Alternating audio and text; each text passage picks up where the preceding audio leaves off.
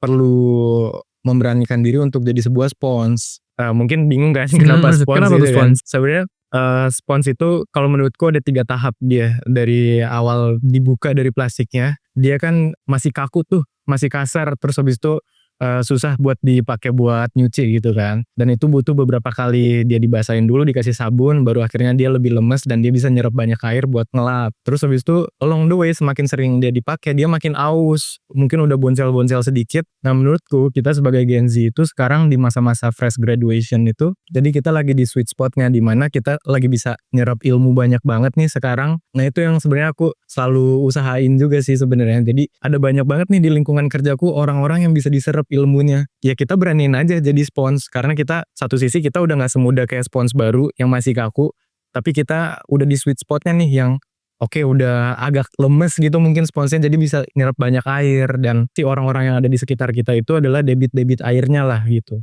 Jadi mereka yang ngeluarin air ke dalam sebuah spons gitu buat diserap.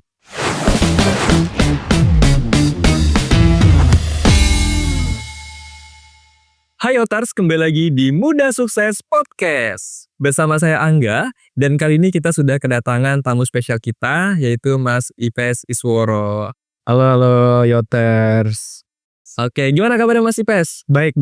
Tadi pagi agak sedikit kena macet ya, on the way ke sini, tapi ya cukup oke lah, masih high on spirit lah. Oke, memang kalau arah-arah ke Kemang ini memang cukup macet sih Mas kalau pagi ya, terutama pagi dan sore gitu. Iya. Nah, Yoters sedikit informasi, Mas Ipes ini adalah Junior Growth Manager dari Tuku. Nah mungkin Yoters nggak asing lagi dengan brand Tuku gitu ya. Biasa juga kita ngopi-ngopi dan sebagainya. Dan Mas Ipes sendiri di usia yang sangat muda, yakni 24 tahun, sudah mengisi posisi manajerial ya berarti ya Mas. Sebenarnya ada informasi menarik nih Mas Ipes. Jadi kita tuh Yotpasus gitu ya, itu punya grup namanya Tuku Geng gitu. Jadi emang iya, makanya memang ini tuh nggak kita duga-duga gitu ya. Jadi awalnya memang kita tuh seneng gitu ya, seneng delivery order dan sebagainya.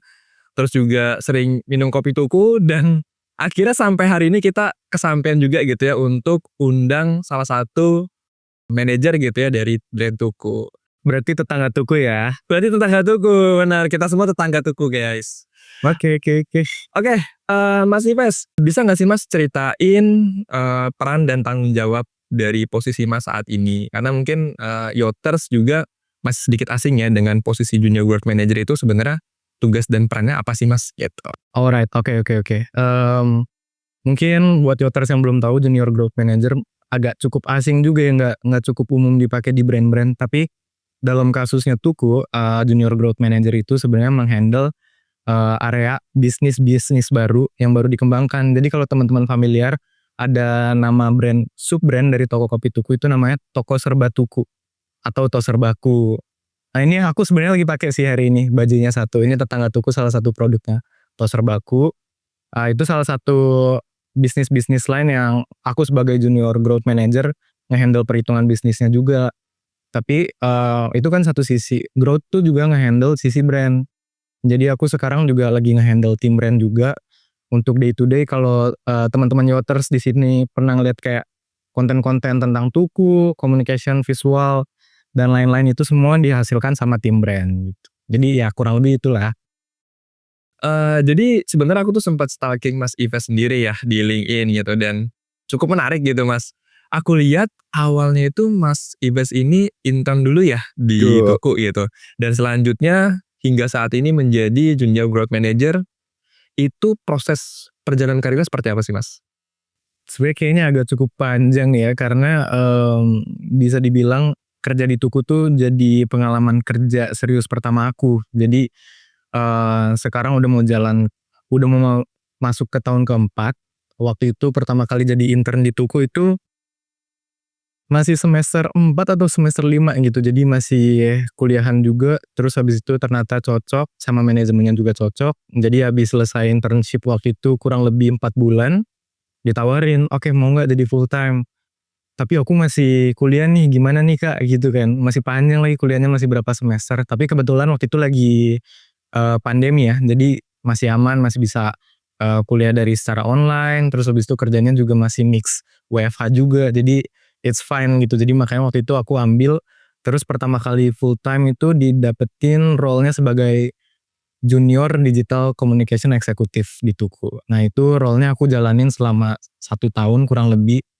Kebetulan di situ aku, sebagai anak yang masih kuliah juga dipercayain buat megang, ada 3 anggota tim. Itu nge-handle semua, kreatif aset lah, semua hasil-hasil communication visual tuh dihasilin sama tim yang aku pegang gitu.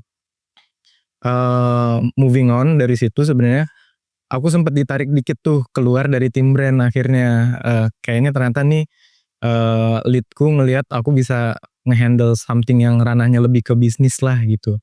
Makanya saat itu akhirnya aku ditarik ke ada role namanya brand strategist.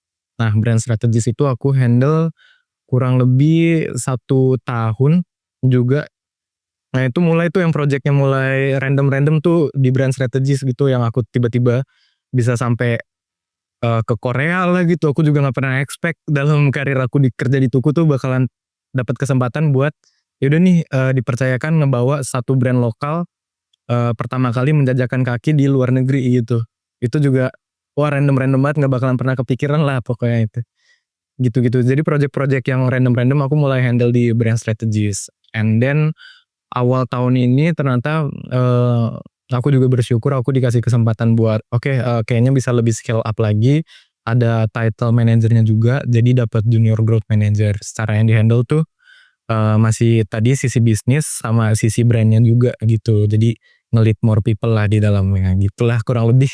Oke, berarti memang cukup panjang ya Mas ya? Iya Lumayan, iya. perjalanan karirnya dari tadi yang semester 4 gitu ya, sampai sekarang, tadi internship di semester 4 sampai sekarang jadi junior growth manager gitu. Bahkan nggak kepikiran untuk sampai ke Korea gitu dan sebagainya karena untuk urusan pekerjaan.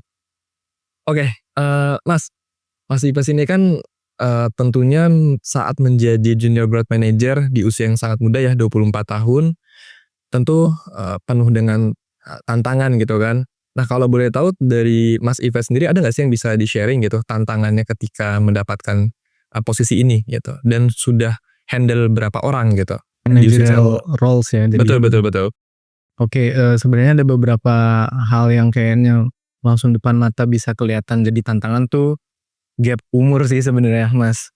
Jadi, kebetulan, aku sendiri kan baru 24 tahun, terus, tim yang ku handle tuh umurnya ranging banget. Jadi sekarang tuh ada yang termudanya, ada yang intern sih di timku itu dia baru umur 19 tahun. Tapi, setua-tuanya ada yang umur 32, 33. Jadi sebenarnya sekarang tuh yang aku handle yang lebih muda dari aku cuman 2.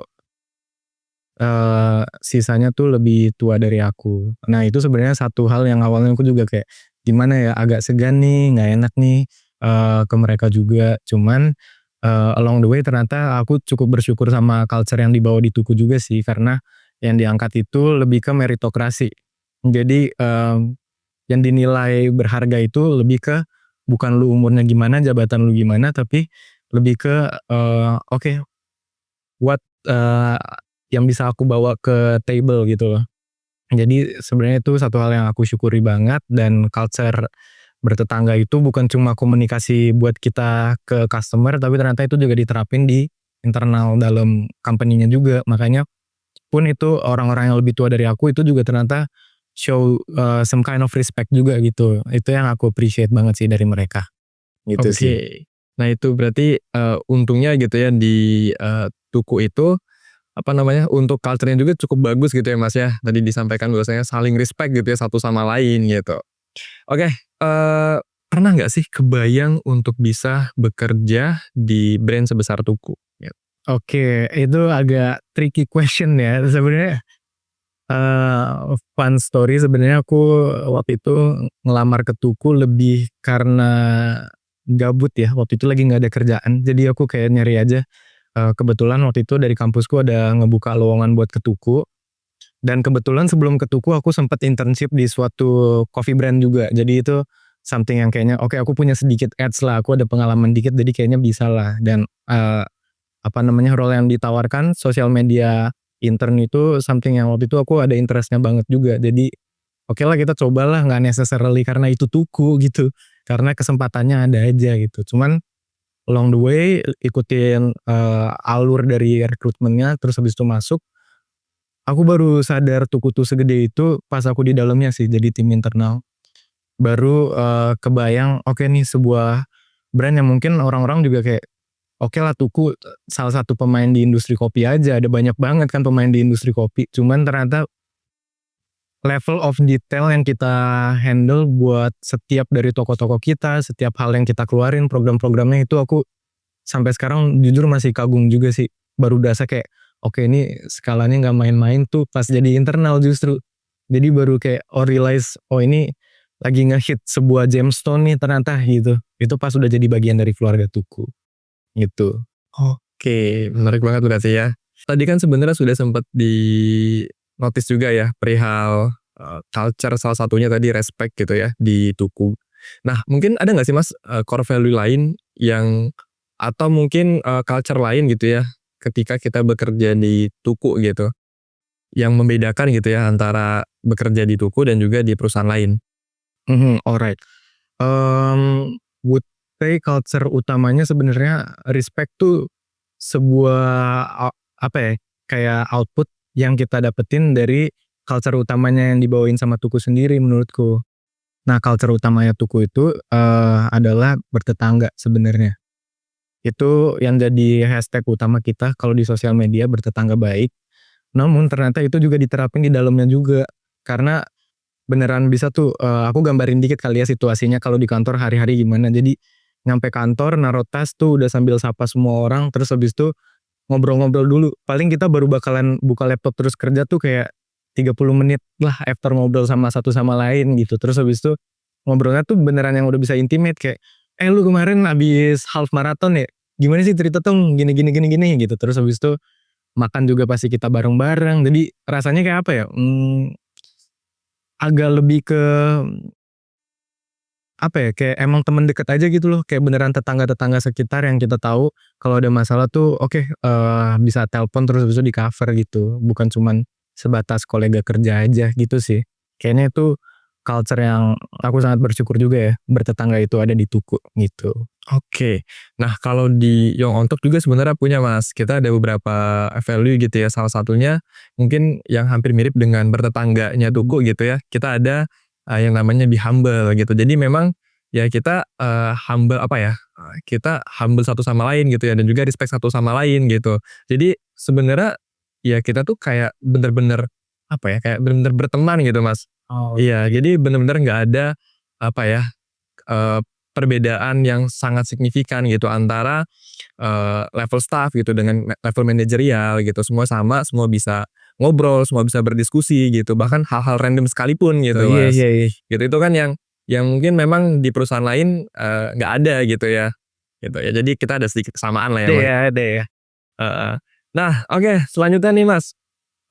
Ini sebenarnya pertanyaan random sih Mas. Oke.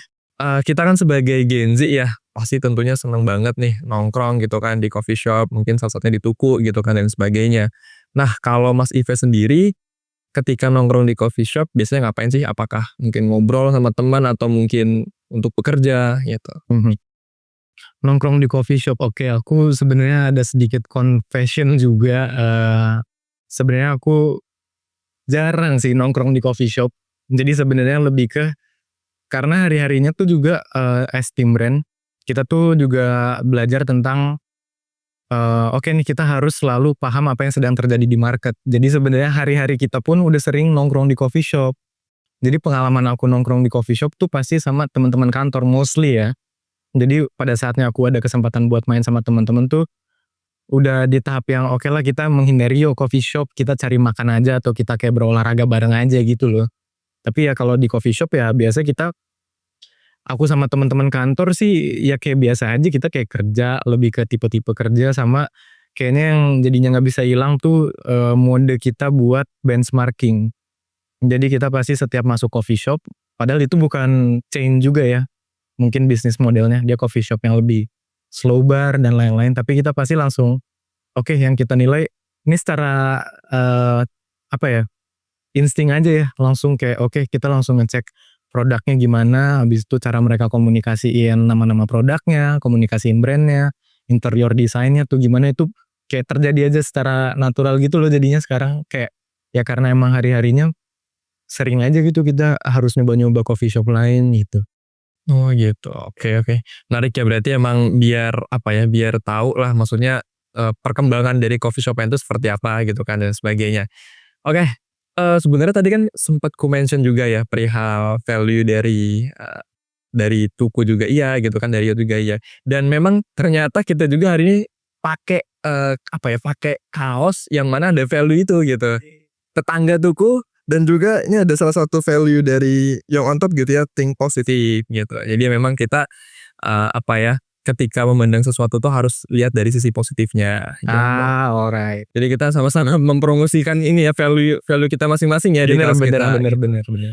Oke, sebenarnya kan aku juga sempat, tadi ya stalking perihal Mas Ives di LinkedIn dan yang ku tahu Mas Ives adalah dulunya, kuliah di brand gitu ya, di brand dan sekarang, bekerja juga menjadi junior growth manager gitu ya. Mungkin nggak ada mungkin ada sangkut pautnya sedikit gitu ya. Nah mungkin boleh nggak sih Mas didetailin lagi gitu ya, apakah ada kaitannya gitu ya antara jurusan kuliah dengan pekerjaan saat ini? Oke, sebenarnya makin ke sini sebenarnya makin besar ya si trope bahwa oke yang sekarang kita kerjakan tuh ternyata tabrakan banget sama apa yang kita pelajari di kuliah gitu. Sebenarnya aku, cukup bersyukur juga sih karena aku salah satu orang yang bisa dapat kesempatan, oke ini ternyata passion kerjaku tuh di bidang yang aku pelajarin pas aku kuliah gitu.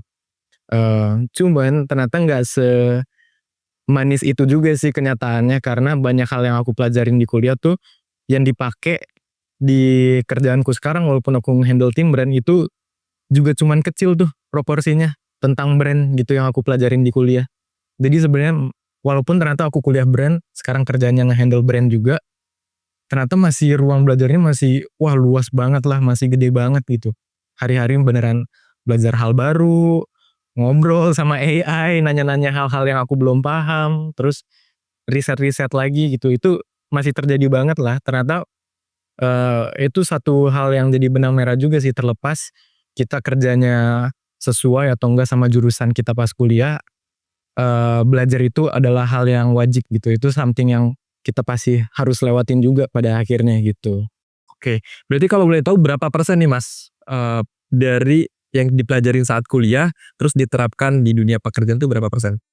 Would say, 30% sih, aku tuh sering nyoba buat maksain make teori-teori kuliahku ke kerjaan brand sekarang, tapi emang ya jujurnya emang banyak yang nggak match gitu loh secara puzzle-nya. Jadi kayak, ini kayaknya maksain banget deh kalau pakai teori yang ini. Jadi balik lagi harus belajar hal yang baru, yang lebih relevan. Jadi ya 30% lah gitu. 30% berarti memang lebih banyak, apa namanya, dapat knowledge-nya yang baru itu dari pekerjaannya ya, dari, lingkup profesionalnya gitu. Mhm. Oke, nah berikutnya nih Mas, Mas Ives tadi sudah sempat menyampaikan ya bahwasannya saat ini me-manage, tim gitu ya dari usia yang beragam gitu. Dan kalau boleh tahu, sebenarnya kalau Mas Ives ini lebih percaya pada proses atau lebih ke tujuan? Oke. Oke, itu something yang selalu kita bahas di kantor juga sih. Kebetulan kalau aku itu dari dulu presetnya adalah aku lebih fokus ke tujuan, jadi lebih fokus ke output-nya gitu. Jadi, mmm, tapi itu hal yang aku baru oke ini sekarang lagi mengkaji ulang lagi juga karena beda halnya, kita fokus ke tujuan tuh satu hal yang aku bisa pegang banget ketika aku kerjanya sendiri.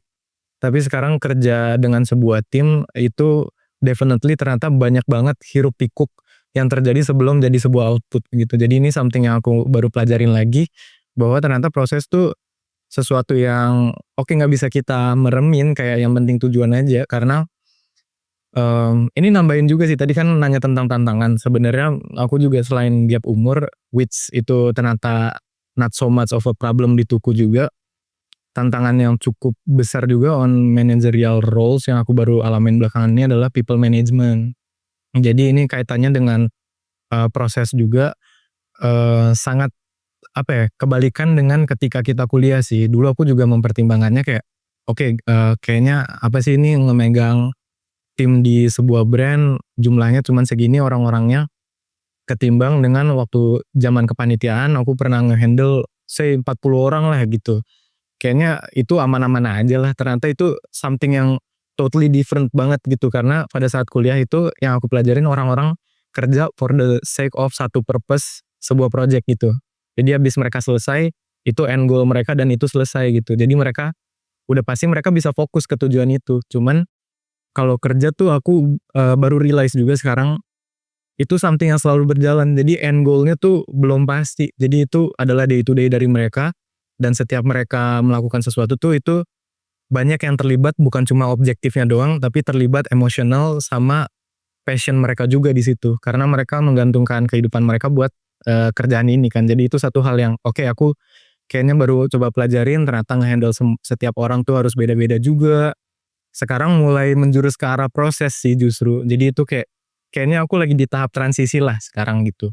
Yang dimana kadang aku kayaknya cara output standar aja aku udah mulai kayak nggak apa-apa lah, yang penting kita belajar gitu loh buat menghasilkan ini gitu. Gitu sih. Oke, berarti sebenarnya keduanya itu sama penting ya Mas ya? Penting Tujuan dulu. penting dan juga untuk proses juga nggak kalah pentingnya gitu ya. Ini mungkin, sama juga gitu ya dengan, maraton gitu ya. Pasti tahu kan maraton kan? Iya. Nah aku juga kan, saat ini akhir-akhir ini sering banget gitu lagi ikutin Iya. maraton gitu ya. Dan ya memang itu gitu ya, proses itu, penting tapi juga tujuan juga penting gitu kan. Karena, harus ada gitu ya, harus ada, tujuan yang perlu kita capai gitu. Bukan bukan kayak sprint yang kita tuh cepet tapi tuh cuman dalam jarak 100 sampai 200 meter aja Betul gitu, tapi betul, kan kita kita harus berorientasinya jauh ke depan bener gitu. bener bener. Gitu sih, Mas. Oke, dari Mas Ipe sendiri ya, hingga saat ini kalau boleh tahu ada nggak sih Mas, value atau prinsip yang memang dari dulu tuh Mas pegang banget gitu, bahkan sebelum sebelum bergabung di Tuku gitu? Oke. Kayaknya sih kalau dari dulu yang aku bisa bilang, dari dulu tuh aku orangnya curious sebenarnya. Jadi ada banyak rasa penasaran yang aku rasa banyak yoters yang Gen Z juga bisa relate ya. Karena curiosity levelnya Gen Z itu cukup tinggi kan. Jadi itu hal yang cukup umum, tapi aku tuh ngejarnya dengan nge-push diriku sendiri selalu buat, oke berani ngejar nih rasa penasaran itu, gitu. Makanya sebenarnya aku ada analogi sih buat ini. Jadi analoginya tuh adalah sebuah spons. Jadi kita sebagai anak-anak kaum muda gitu mungkin perlu memberanikan diri untuk jadi sebuah spons. Mungkin bingung kan kenapa spons Kenapa tuh gitu kan. spons? Sebenarnya spons itu kalau menurutku ada 3 tahap dia dari awal dibuka dari plastiknya. Dia kan masih kaku tuh, masih kasar, terus habis itu susah buat dipakai buat nyuci gitu kan. Dan itu butuh beberapa kali dia dibasahin dulu, dikasih sabun, baru akhirnya dia lebih lemes dan dia bisa nyerap banyak air buat ngelap. Terus habis itu along the way semakin sering dia dipakai, dia makin aus. Mungkin udah boncel-boncel sedikit, habis itu jadi susah dipakai lagi tuh dia. Jadi itu ngelewatin masa dia oke dia keras kaku, agak susah dipakai, terus sweet spotnya pas dia udah oke banget sama akhirnya udah aus dan udah nggak bisa dipakai lagi gitu. Nah menurutku kita sebagai Gen Z itu sekarang di masa-masa fresh graduation itu ada di masa yang kedua ini, yang tengah-tengah.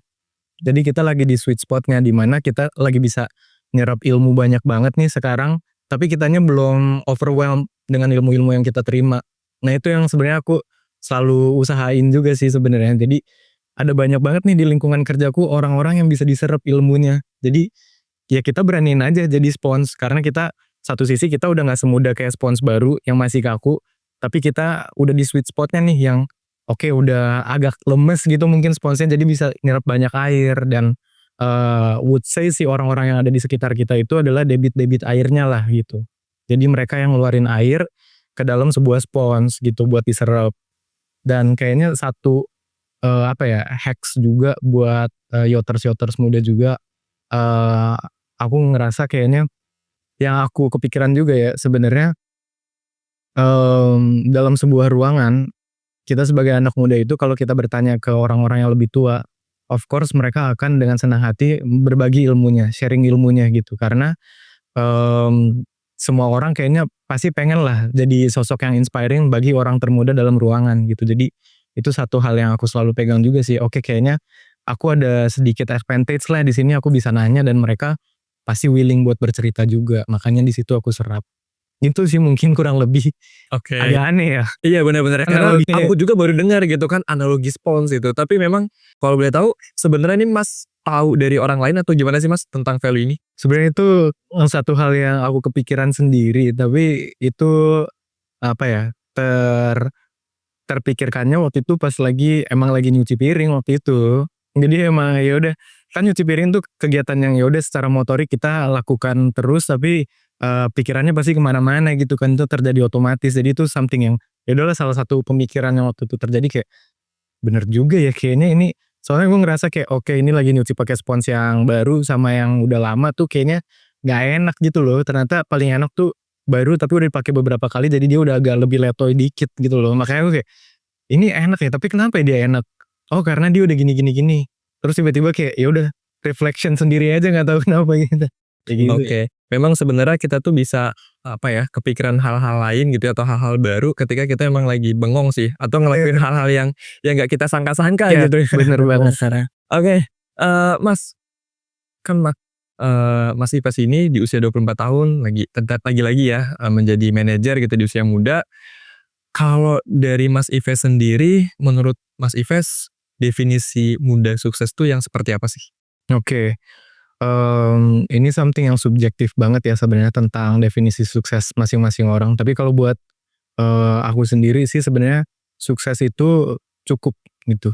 Jadi itu tahap dimana oke bukan, nggak ada kaitannya dengan oke kita udah menghasilkan seberapa banyak uang, jabatan kita udah sampai mana, tapi itu tahap dimana ya udah kita sebagai pribadi ngerasa oke ini cukup sih gitu. Karena ngomongin tentang pencapaian kita tuh itu bakalan selalu naik gitu kan. Jadi secara kurva dia bakalan selalu naik, apa yang kita pengenin juga selalu naik, tapi mmm, yang kita rasa sendiri tuh itu yang penting. Kayak oke, kehidupan kita makin naik, it's okay, tapi yang penting kadar cukupnya kita tuh stay di satu titik gitu. Jadi itu menurutku definisi sukses sih, karena kalau kita ngikutin dengan gaya hidup kita yang selalu naik terus, itu jadi definisi hidup sukses buat kita, itu something yang gak bakalan pernah tercapai menurutku gitu.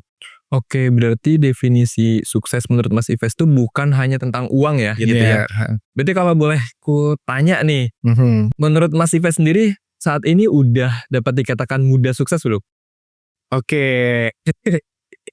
Aku sih ngerasa kalau dengan definisiku buat sukses tadi, aku udah cukup masuk di kategorinya sih, karena aku ngerasa oke aku udah tercukupi juga, dari yang aku kerjain juga aku cukup puas gitu, nggak terlalu stressful tapi bisa explore juga. Jadi ya aku ngerasa oke lah udah cukup di situ. Oke, ada nggak sih Mas, kira-kira ya, sosok yang menginspirasi Mas Ives sendiri sampai saat ini? Sosok inspirasi aku sebenarnya bukan tipe orang yang selalu megang satu apa ya, role model gitu sih along the way menjalani hidup. Tapi mungkin yang aku bisa share tuh ada satu quote yang aku baru denger belakangan ini, not necessarily a quote sih, itu something yang ya udah dia emang ngomong lagi pas lagi meeting gitu sebenarnya. Ini pokoknya quote-nya goes like this, "Untuk menjadi besar kita cuma perlu satu kali benar, maka salahlah sebanyak-banyaknya." Nah itu adalah kata-kata yang aku quote dari Andanu Prasetyo, Bapak Andanu Prasetyo, founder dari Tuku sendiri, gitu. Oke, berarti sebenarnya kalau untuk buat kesalahan tuh hal yang wajar lah ya Mas ya? Wajar. Heeh, selama kita punya cara gitu untuk tetap memperbaikinya gitu ya, tetap, punya solusi-solusinya gitu. Oke, kalau boleh tahu nih, Mas Ives sendiri sebenarnya berarti apakah menurut Mas Ives, pekerjaan saat ini sudah sesuai dengan passion Mas Ives atau mungkin belum gitu? Sesuai dengan passion, would say yes, karena sekarang aku, balik lagi tadi aku bilang aku suka penasaran dan aku selalu coba nge-push diri buat nyobain hal-hal baru, buat menjawab rasa penasaran itu, dan itu sebenarnya suatu hal yang sangat terjawab lah di Tuku gitu, karena kita boleh explore banget lah di sini gitu. Adalah hari-harinya tiba-tiba, oke aku beli kereta mainan dari commerce gitu, nggak ada yang nanyain gitu, kita bisa seminggu 2 atau 3 kali pindah-pindah coffee shop gitu. Terus habis itu, oh ya udah itu emang udah hari-hari kita aja gitu. Jadi, explore-nya tuh beneran diperbolehkan banget lah di sini. Jadi aku ngerasa ruang mainku dapet, habis itu aku bisa meluapkan, penasaran-penasaranku dalam hal creativity juga. Jadi itu something yang terjawab sih menurutku, passion-ku di sini. Oke, berarti ini salah satu hal yang memorable nggak sih Mas dari dari pengalaman pekerjaan saat ini? Memorable, aku nggak tahu sih memorable atau enggak, karena aku masih jalanin kan. Jadi itu, mungkin something yang oke kita lihat nanti dengan berjalannya waktu. Tapi sebenarnya bau-baunya sih pasti ya, jadi something yang memorable kerja di Tuku ini. Oke, kalau menurut Mas Ives, arti work life balance itu seperti apa sih? Oke, oke mungkin kalau teman-teman kantor mungkin bakalan kayak, "Oke ini gimana nih si Ives bakal jawabnya?" Karena aku salah satu yang cukup workaholic juga ya, maksudnya, kerja juga. Mungkin sampai rumah, kadang masih buka laptop juga gitu, tapi aku ngerasa work life balance tuh sebenarnya lebih ke, sisi mindset sih, bukan tentang proporsi waktu. Jadi, bisa tuh kita ada satu hari kita kerjanya 8 sampai 10 jam, terus habis itu kita, hura-huranya itu cuman maksudnya me time-nya buat waktu kita rilisnya itu cuman 1 jam. Tapi kalau ternyata 1 jamnya itu, berbobot banget kita buat rilis, kepenatan kerjanya, itu bisa jadi balance tuh. Jadi bukan tentang waktu menurutku work life balance, tapi tentang kualitas dari, sisi work dan sisi life-nya sendiri gitu kalau menurutku sih. Oke, berarti bukan perihal waktu tapi perihal mindset ya tadi Iya ya, saya mindset, seperti itu. heeh. Oke, berikutnya nih Mas, mungkin ada nggak sih Mas, saran bagi anak-anak muda gitu ya, khususnya Yoters, terutama yang masih bingung nih arah karirnya mau kemana? Oke, sebenarnya buat ngejawab yang ini agak cukup rancu karena aku bakal saranin buat take whatever it is yang ada depan mata aja dulu gitu. Karena, balik lagi kayak tadi, aku kan jurusannya brand, abis itu aku kerja di, ranah branding juga. Cuman, yang kepakai dari brand tuh 30% aja, sisanya tuh hal baru yang aku pelajarin lagi. Jadi pada akhirnya would say semua orang tuh bakalan tetap belajar di kerjaan yang akan diambil gitu loh. Jadi mau depan matanya apa, yang penting kita gerak aja dulu gitu. Jadi along the way entar kita sambil pikirin juga kan, oke ternyata ini works buat gue, ini ternyata enggak. Ternyata gue cocok dengan apa yang gue kerjain sekarang, ternyata enggak gitu. Jadi itu something yang perjalanan yang ya udah itu emang kita lewatin aja, kita pahamin diri kita emang, masa-masa setelah lulus tuh masa-masa self discovery juga sebenarnya. Jadi ya emang kita juga harus tahu diri kita lebih baik juga dengan doing things gitu kan. Jadi menurutku sih ya ambil aja apa aja yang ada depan mata dulu gitu. Oke, berarti opportunities tuh boleh ya Mas ya? Mhm. Meskipun gitu ya misalnya, entah dari background pendidikan kita dan sebagainya gitu ya Mas ya. Nah mungkin tadi, aku sempat lupa juga menanyakan perihal belajar ya, tadi kan 30% itu di kuliah, 70% di, pekerjaan gitu ya. Dari Mas Ives sendiri sebenarnya ada nggak sih cara-cara khusus gitu ya, ketika ingin belajar sesuatu, apakah mungkin mempunyai mentor atau mungkin belajar ambil course singkat dan sebagainya gitu untuk menambah knowledge gitu ya? Alright, ini aku ada beberapa tips sih sebenarnya buat oke biar bisa belajar lebih jauh lagi buat self improvement juga. Satu itu, berangkat dari yang tadi analogi spons sebenarnya banyak-banyakin diskusi sih sama orang sekitar dan, beraniin diri buat ya udah nih emang kita bertanya, be assertive, habis itu start the discussion aja sama orang-orang sekitar kita. Karena pengalaman-pengalaman orang itu sebenarnya kaya banget lah buat membuka point of view kita gitu, jadi lebih banyak, itu satu hal. Terus yang kedua, aku sebenarnya suka baca sih. Dulu mungkin bacanya lebih ke fiction, cuman belakangan ini mulai ada self growth-nya juga, habis itu, bisnis juga. Itu ternyata something yang, oke ini berangkatnya dari best practice gitu sebenarnya, baca buku itu. Jadi itu sangat bisa membuka wawasan lah gitu, aku bisa bilang itu, satu cara yang aman banget lah, karena udah ada terbuktinya juga, karena biasanya buku-buku nyeritain by case study juga gitu kan. Toh kalau ternyata nggak suka baca buku, akses kita ke informasi tuh sebagai Gen Z udah gede banget gitu karena kita digital savvy juga kan. Jadi banyak banget hal yang bisa kita surfing di internet, atau kita sesimpel ngomong AI sekarang udah cukup marak juga, tapi take it with wisdom ya kalau ngobrol sama AI pun. Sama kebetulan kalau aku kebetulan di Maka sendiri, Maka grupnya Tuku itu ada belajar.maka.id. Jadi itu something apa ya, kayak landasan web base yang kita bisa belajar juga sih dari situ. Jadi itu satu yang aku cukup appreciate juga sih dari manajemen kita. Tuh. Oke, berarti sebenarnya banyak cara ya Mas Ya, ya banyak untuk banget. menambah knowledge gitu ya. Oke, mungkin tadi pertanyaan terakhir dari kami gitu ya. Terima kasih banyak Mas Ives telah meluangkan waktu untuk menjadi narasumber di Muda Sukses Podcast kita. Dan thank you juga Yoters yang sudah mendengarkan podcast ini. Yoters bisa mendengarkan podcast ini di YouTube dan juga Spotify Young on Top. Thank you and see you on top.